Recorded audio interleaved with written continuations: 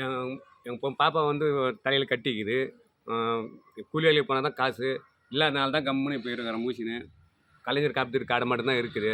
அதனால் இப்போ எங்கள் எப்ராஹிம் மூச்சின்னு 10 வாரம் ஆப்ரேஷன் பண்ணுறாங்க. அதனால் காசு இல்லாத நிற்கிறேன். பாதிரவார் போய் பாலான்னு போனால் இப்போ தான் தெம்ட்டார் போய் பேசிக்கிறேன்.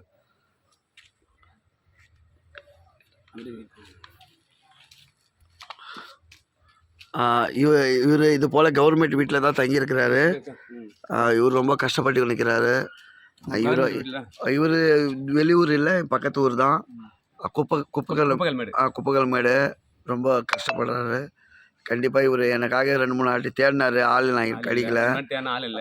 அவருக்கு நான் ஃபோனில் சொல்லிட்டேன், போய் சிஎம்சியில் போய் பாருப்பா, எது இருந்தாலும் ஏசப்பா செய்வார்.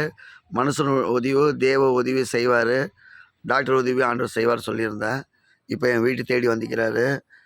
இது பார்க்குறவங்க ஐயாங்க கொஞ்சம் இவங்களுக்காக கஷ்டப்படுறவங்களுக்கு கைப்பிடிச்சி கொஞ்சம் அவங்களை தாங்குங்க.